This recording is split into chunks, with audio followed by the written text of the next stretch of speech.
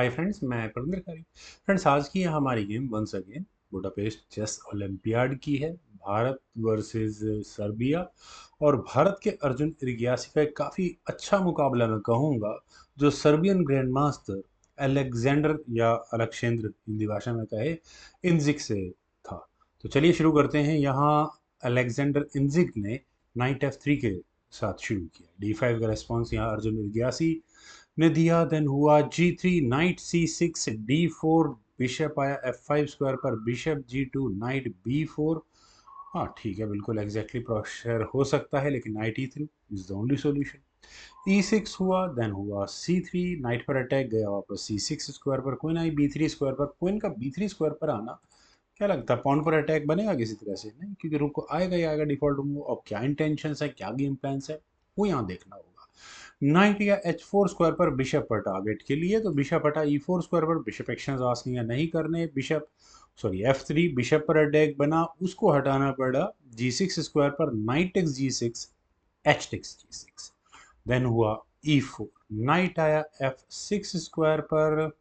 चलिए, bishop G5, और यहाँ यही नाइट फिलहाल पिन हो चुका है।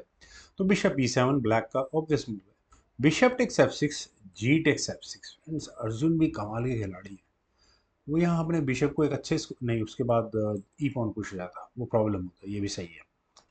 तो खैर, रुक तो ओपन मिल चुका है, तो यानी कि शॉर्ट साइड कैसल करना थोड़ी प्रॉब्लम वाला काम हो सकता है। ई टेक्स D5, ई टेक्स D5। और फ्रेंड्स, क्या अब कैसल कर लिया जाए?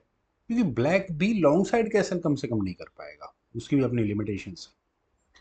लेकिन यहाँ खेला गया नाइट C2।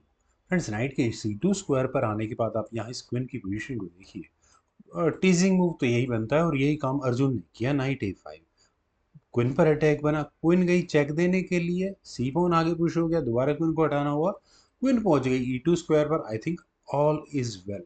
देन हुआ नाइट C4, और नाइट के लिए एक अच्छी आउटपोस्ट में कह सकता हूँ B3 ऑब्वियस मूव है। नाइट पर अटैक बना है, नाइट गया D6 स्क्वायर पर, और ब्लैक के लिए एक अच्छा प्लेसमेंट फिलहाल है पीसीज का। खैर, अब यहाँ व्हाइट ने कैसल कर लिया है, किंग आया F8 स्क्वायर पर, और किंग के लिए एक अच्छा आउटपोस्ट तैयार है, रुक्स कनेक्ट हो जाएंगे। All is well for Arjun. Night E1। Friends, मैं यहाँ कहूँगा नाइट E1। ये देखना होगा क्यों क्यों प्रॉब्लम मुझे ठीक नहीं लगा, मैं वो बताता हूँ। क्वीन यहाँ आई पहले A5 स्क्वायर पर, पॉन पर अटैक बना, उससे बचाने के लिए रुक लगा C1 स्क्वायर पर। देन हुआ नाइट F5।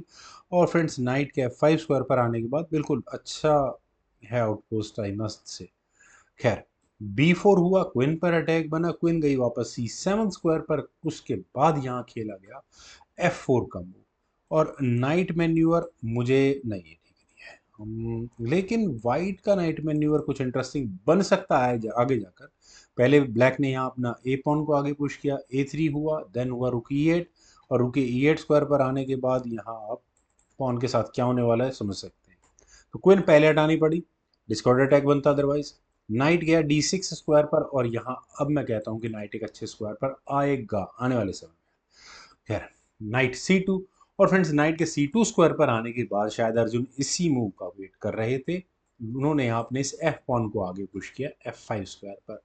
अदरवाइज ये नाइट, मैं इसीलिए कह रहा था, मुझे अच्छा लग रहा था नाइट का वापस D3 स्क्वायर पर जाना। लेकिन चलिए, rook at F goes to E1, king आया G7 स्क्वायर पर। देन हुआ रुक E2, रुक A8, और फ्रेंड्स, रुक के A8 स्क्वायर पर आने के बाद जो अलेक्जेंडर यहाँ स्ट्रेटेजी बना रहे थे अपने रुक्स की बैटरी तैयार करने की, ऑल ऑफ अ सडन उन्हें रियलाइज हुआ कि अटैक किसी दूसरी जगह से आने वाला है, और वो होने वाली है A5।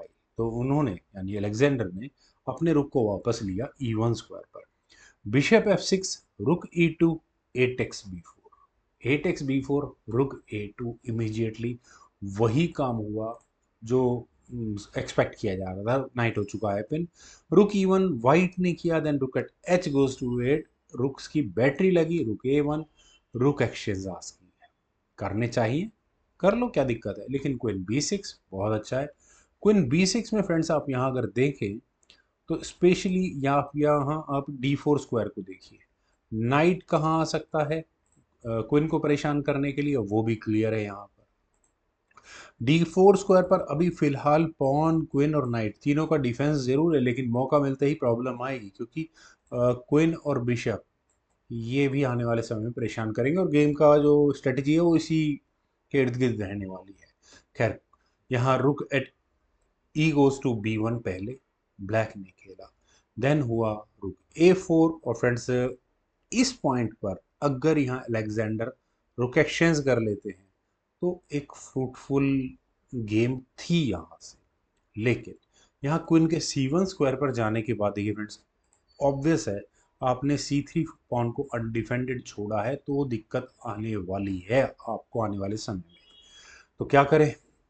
नाइट B5 मुझे क्लियर यहाँ ब्लैक के लिए एक अच्छा मूव नजर आ रहा है, जो कि रुक तक अटैक बनाएगा। बिशप भी कुछ ना कुछ आपको दिख रहा होगा कि क्या प्रॉब्लम्स आ सकती है। रुक टेक्स A2, रुक टेक्स A2, यही एकमात्र मुझे डिफेंस लगता है। मुझे नहीं लगता कि नाइट को आप किसी भी तरह से हटा पाओगे, क्योंकि यहाँ पर नाइट सेक्रीफाइस आएगा। अदरवाइज आपको ये जो बिशप की फॉक लगने वाली है, ये क्लियर नज़र आ गई होगी शायद। जस्ट एरो से ही आपको समझ में आ गया होगा किस तरह अटैक लगने वाला है। खैर, फिलहाल मूव था यहाँ अर्जुन का। अर्जुन ने यहाँ अपनी क्वीन को लगाया A7 स्क्वायर पर, देन हुआ rook takes A2, pawn sorry rook exchange हुए। रुक टेक्स A2 होने के बाद फ्रेंड्स, यहाँ इस पॉइंट आपको नजर आ रहा है क्लियर कि आपके साथ कभी भी कुछ टैक्टिक्स लग सकती है, जैसे ही आप थोड़ी सी भी इस गेम में गड़बड़ करते हैं तो आपको डेफिनेटली अपने किंग को मूव कर लेना चाहिए था, लेकिन आपने किया रुक को मूव। रुक एक्सचेंज आस्किंग, सोचा ये कि अर्जुन कम से कम अपने रुक को फिलहाल के लिए A1 स्क्वायर पर नहीं ला पाएंगे, क्योंकि नाइट का डिफेंस है। सोचना यहाँ बिल्कुल भी सही है, लेकिन सारी गेमिंग स्ट्रेटेजी कहाँ खराब होती है? जैसे ही नाइट B5 स्क्वायर पर आता है और अनडिफेंडेड नाइट पर प्रेशर बनता है। अब प्रॉब्लम यह है कि वाइट अपने नाइट को कहीं हटा नहीं सकता। अगर हटाए तो फिर देखिए क्या दिक्कत है। ठीक है, तो रुक टेक्स A2 अगर कर लिया जाए तो कोई बुराई नहीं है। क्वीन टेक्स A2 होने के बाद नाइट आराम से हट जाता है। हालांकि वाइट थोड़ा क्रैम्प्ड पोजीशन में रहने वाला है, लेकिन फिर भी एक गेम यहाँ से ठीक ठाक होती। पर यहाँ अलेक्जेंडर इस गेम में शायद कंसंट्रेशन लूज कर गए। उन्होंने अपने रुक को लिया B3 स्क्वायर पर, और फ्रेंड्स नाइट टेक C3 क्यों ना किया जाए, अब जरूर आपको समझ में आ गया होगा। क्योंकि अर्जुन ने क्वीन का और बिशप का जो कॉम्बिनेशन बनाकर बैठे हैं ना वे, वो कुछ भी गेम में नहीं करने देंगे। अब ये अटैक बना एक भयानक वाला है, क्या करें? बिशप F1 यहाँ क्यों मैं बोल रहा हूँ, क्योंकि देखिए क्वीन का पिन होना बहुत हद तक लाजमी है। पॉन गया, जाने दो उसको। बिशप टेक 2 पहुंच जाएंगे, बल्कि क्या जाने दो, वैसे भी गेम में बचेगा ही क्या। किंग H1, उसके बाद नाइट E4 हो जाएगा।